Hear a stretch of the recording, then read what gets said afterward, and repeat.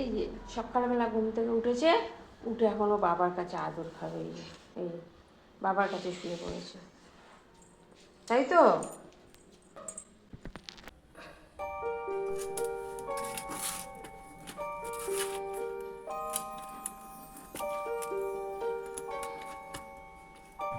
তো সকালবেলা এখন হচ্ছে কি পরোটা, বেশি না 3 পিস পরোটা হবে। আর তার সাথে আমি বসিয়ে দিয়েছি চা। একটু চা পরোটা খেয়ে তারপর রান্নার জোগাড়। বর নিয়ে এসেছে আজকে পার্শে মাছ। তো এই পার্শে মাছ করব একটু সর্ষে পোস্ত আর ধনে পাতা দিয়ে, খেতে কিন্তু খুব সুন্দর। এই দেখুন, ও কিন্তু রান্নাঘরে চলে এসেছে। কেন জানেন তো? রান্নাঘরে কুটুস এসে পড়েছে। এই দেখুন, এই যে এই মাছ ভাজাগুলো ও খেতে খুব ভালোবাসে। তবে কি বলুন তো, মানে খুব যে বেশি খাবে তা নয়, হয়তো এখান থেকে একটা খাবে। তবে যেহেতু এটা অনেকটা তেলে ভাজা, ওকে আমি একটুখানি শুধু মাথায় দেবো, বেশি দেবো না, কারণ এটা পুরো তেলে ভাজা। তার সাথে কি হয়েছে না, পরোটার গন্ধ পেয়েছে। এই যে দেখুন, ও কিন্তু বসে পড়েছে। কিসের জন্য বলুন তো? না, ও এখন এই যে পরোটা খাবে। এই যে এই দেখুন, ও এখন পরোটা খাবে। আমি তো চার পরোটা নিয়ে বসে পড়েছি, আর ও এখন এই যে পরোটা খাবে। এই যে মাছি দেখলেই না খুব রেগে যায়। আরে গরম নেই, তোকে কি আমি গরমটা দেবো বল? হ্যাঁ, এই দেখুন কেমন খাচ্ছে, খালি দেখুন, খেয়ে দিয়ে একদম সোজা চলে যাবে। তো বন্ধুরা, পার্শে মাছের ঝালটা কিন্তু আমার রেডি হয়ে গেছে। রঙটা কিন্তু খুব সুন্দর এসেছে।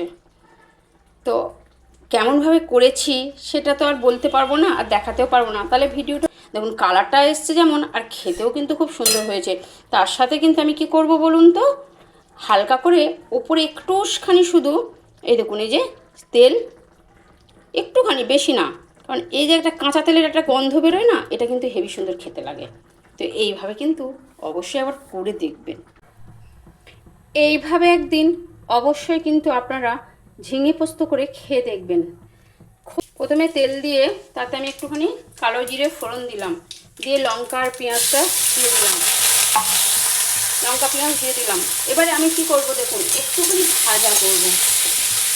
একটু ভাজা করে নেওয়ার পর অবশ্যই ঝিঙেটা কিন্তু দিয়ে দেবো। এর মধ্যে একটু আমি জল দেব না, আর ঝিঙের জলেতেই হয়ে যাবে। আর অবশ্যই ঝিঙেটা একটু বেশি পরিমাণেই নেবেন, কারণ ঝিঙে তো সেদ্ধ হওয়ার পর বা তল রেখে দিয়েছি। এই যে, তো পেঁয়াজটা একটুখানি হালকা ভাজা হলেই আমি কিন্তু ঝিঙেটা দিয়ে দেব। দেখুন আমি দিয়ে দিলাম। যা যা মশলা দেয়, একটুখানি আদা রসুন বাটা, একটুখানি জিরে গুঁড়ো, একটুখানি হলুদ গুঁড়ো রাখবো, যাতে এটা সেদ্ধ হয়ে যায়। ঠিক নামানোর আগে আমি কিন্তু পোস্তটা দেব। এইভাবে সত্যি একদিন করে দেখবেন। আর আমি তো মশলা আগে থাকতে দিয়ে রেখে দিয়েছি।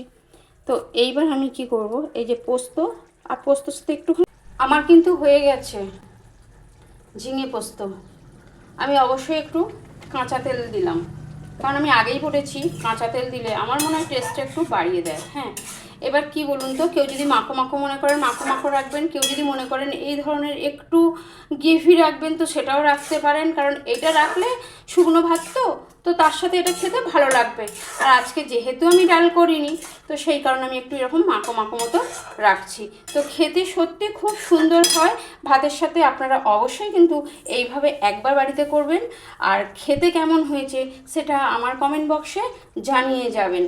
তো আজকের মতন আমার ব্লগটা এখানে শেষ করছি। যদি আমার ব্লগটা ভালো লাগে তাহলে অবশ্যই কিন্তু আমার সাথে থাকবেন।